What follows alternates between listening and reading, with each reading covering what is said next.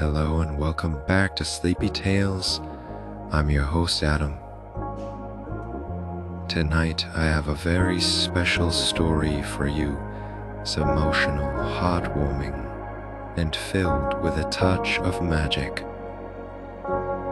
It's called The Coin of Wishes, a tale about hope and kindness, and how even the smallest wish can change a life forever.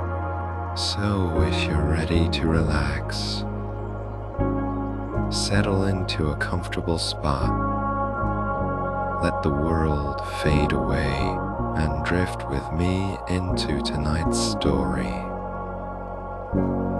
And before we begin, if you enjoy stories that soothe the mind and touch the heart, don't forget to tap that subscribe button and join our Sleepy Tales family every week.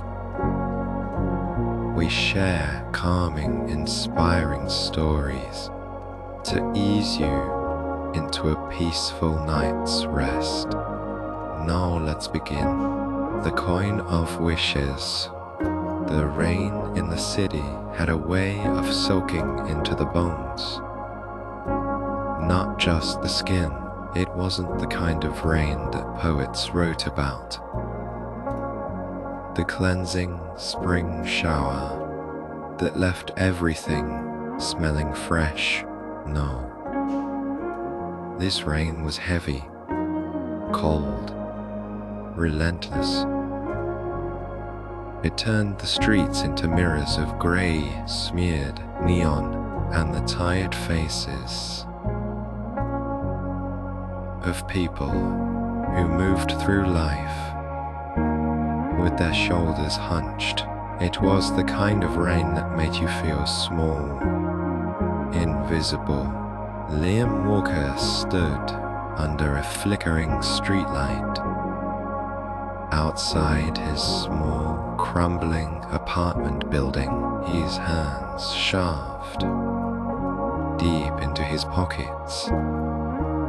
His portfolio, his last desperate attempt at convincing someone his art mattered, was tucked under his arm, the edges curling from the drizzle. The rejection still echoed in his ears. The polite but cutting words of the gallery owner. "It's just not the kind of work we're looking for right now." He had heard those words too many times, from too many faces wearing that same rehearsed smile, a smile that wasn't cruel, but was worse than cruelty. It was dismissal. It was the kind of smile people gave you when they were already thinking about lunch or their next appointment. The smile that said, "You don't matter." Liam walked slowly, his boots splashing through shallow puddles. His rent was late. His fridge was empty. He hadn't painted in weeks. Not because he didn't want to, but because the little voice in his head had grown louder with each rejection. Maybe they're right. Maybe I'm not good enough. Maybe this was all a mistake. As he crossed the slick street, his boot struck something small and metallic. It skittered across the pavement with a faint tink. He bent down, squinting through the drizzle. It was a coin, old, about the size of a quarter, but heavier in his palm. The surface didn't look like any currency he recognized. The metal was strangely warm, as if it had been sitting in sunlight. though the night air was bitterly cold. On one side, there was an engraving of a hand holding a star. On the other, a single word etched in delicate script, wish. Liam gave a soft, humorless laugh. Yeah, sure, he muttered. Why not? I wish I had a hot meal right now. Hay slipped the coin into his pocket and kept walking. The city's neon lights bleeding into the puddles at his feet. 2 minutes later, as he passed the corner cafe, the door swung open. A man in an apron stepped outside, holding 2 paper bags. Hey,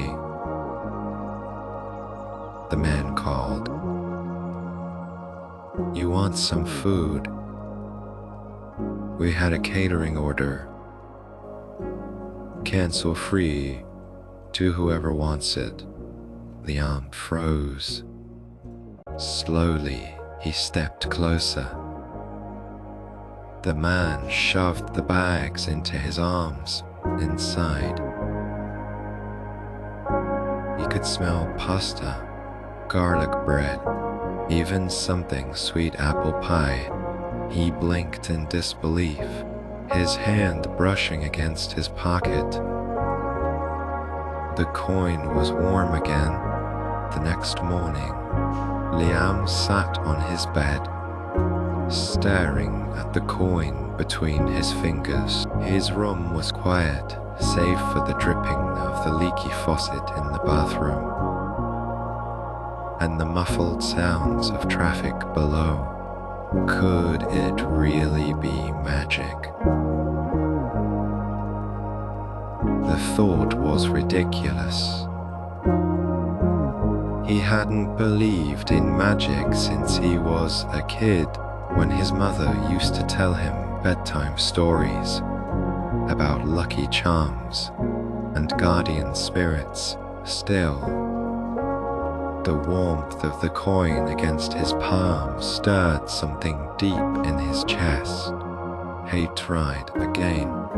I wish I had enough money to pay rent this month.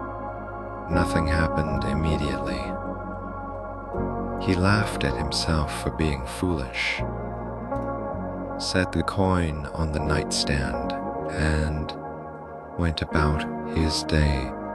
That afternoon, while hauling some old canvases to a thrift store, just to clear space, the owner spotted one leaning against the wall. "This yours?" she asked. "Yeah, I'll give you $300 for it.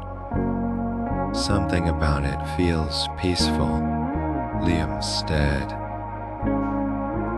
$300. Exactly what he owed in rent. Hay went home in silence, the coin burning in his pocket. Days turned into weeks. Liam experimented carefully, making small wishes, a working heater, bus fare when his pass ran out, a good night's sleep. Each wish came true in strange, unpredictable ways. It wasn't like the coin dropped things into his lap. It bent reality, nudged circumstances, made coincidences happen. But then something changed. One night, waiting at the bus stop, he noticed an older woman with worn-out shoes. He thought of her walking miles in the rain, her feet sore, without realizing it. He whispered, "I wish she had new shoes." The next morning, as he passed the same stop, she was there again, This time, her shoes were brand new. She stood taller, smiling as though the world had finally given her a break. Liam felt something inside him. Not relief, not survival. Joy not for himself. And so his wishes turned outward. The homeless man in the park, the feeding pigeons from an empty paper cup, the single father struggling with groceries, the young woman crying quietly on a bench. He found himself whispering wishes for them, watching as the world shifted in subtle, miraculous ways. It was in a hospital waiting room that he met Sammy. Sammy was small, pale, confined to a wheelchair. His mother sat beside him, exhausted, her face etched with worry.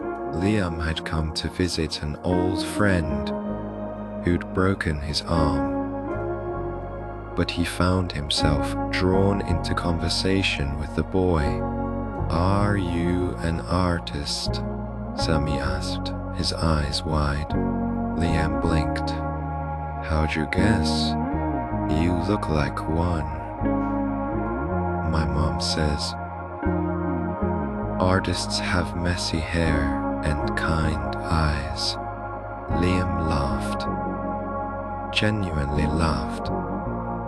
For the first time in months, they talked for an hour. Sammy told him about his love for drawing superheroes, about how he wanted to be strong enough to play outside again.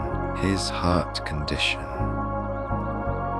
kept him in and out of hospitals, waiting, always waiting. That night, Liam held the coin tightly. "I wish Sammy could get better." The coin glowed faintly, then cooled in his hand. Days passed. Nothing changed.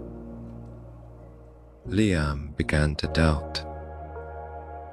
Until one morning, a news story flashed across his phone. Local charity raises funds for life-saving operation for young boy Sammy Hart. Liam dropped the phone. Tears welling, the coin in his pocket pulsed with warmth.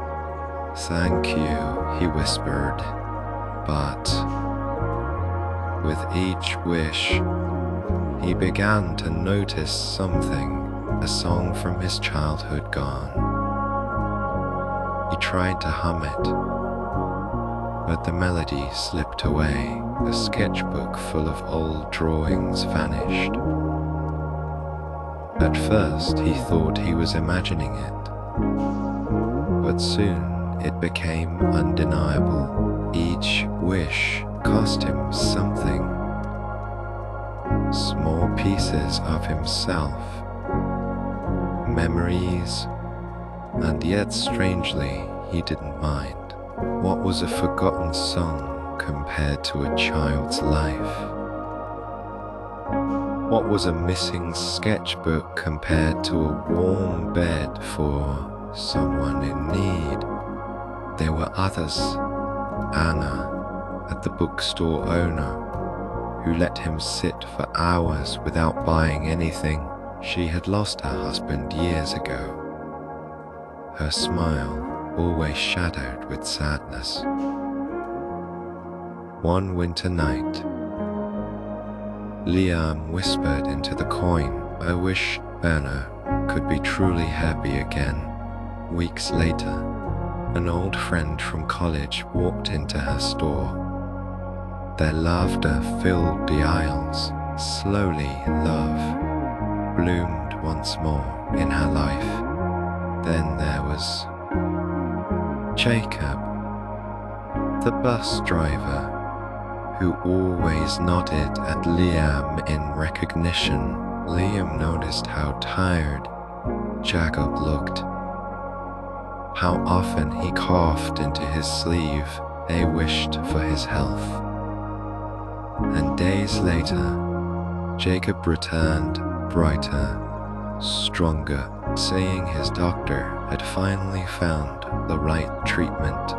Liam's life became intertwined with these quiet miracles. He painted again, not for galleries, not for money, but for the people he had helped. His canvases glowed with color, warmth, and hope, and somehow word spread. A journalist stumbled upon his work at a community center. An article went viral. His art was suddenly in demand, praised for its soul, its humanity. Ironically, he had never wished for success, but it came anyway. Not all was simple. One evening, a man named Victor, an old acquaintance from art school, showed up at his apartment. After seeing his sudden rise, Victor was ambitious, bitter, always chasing shortcuts. "What's your secret?" Victor demanded over drinks. "Nobody just goes from starving to celebrated overnight. You've got something I want in." Liam tried to laugh it off, but Victor's sharp eyes noticed the coin sitting on the desk. "That's..." Victor whispered, "What's that?" Liam slipped it into his pocket, heart racing. "Just a keepsake." But Victor wasn't fooled in the days that followed. Liam noticed him lurking near his apartment, asking questions. The coin was safe, but for the first time, Liam realized its danger. What if it fell into the wrong hands? Someone who would wish selfishly, greedily, without care for the cost. The thought chilled him. The cost grew heavier. He forgot entire afternoons of his childhood. His mother's laugh became fuzzy, like a radio station losing signal. One morning, he looked at one of his own older paintings and felt nothing. No memory of creating it. The coin was hollowing him out. And yet, when Sammy's surgery succeeded, when Anna smiled genuinely for the first time in years, when strangers found hope in his art, Liam felt more alive than ever. Spring arrived, the rain lessened, and the city thawed into something softer. Liam walked the familiar streets now, seeing them differently. Where once he saw only grey, he noticed colors, murals on cracked walls, flowers in windowsills, the laughter of children chasing each other through puddles. He thought about the coin, what it had given him. One morning, he returned to the very street corner where he had first kicked it across the pavement. He stood there a long time, the coin warm in his palm. He thought of Sammy's grin, Anna's laughter, the countless small lives touched by invisible ripples, he realized something. But then, it was never the coin's magic that mattered. It was the way it forced him to see beyond himself, to notice others, to care. The coin had been a teacher, not a savior, with a smile soft and bittersweet. He placed it gently on the pavement and walked away. Minutes later, a tired-looking woman passing by bent down. She picked up the coin, turned it in her fingers, and smiled.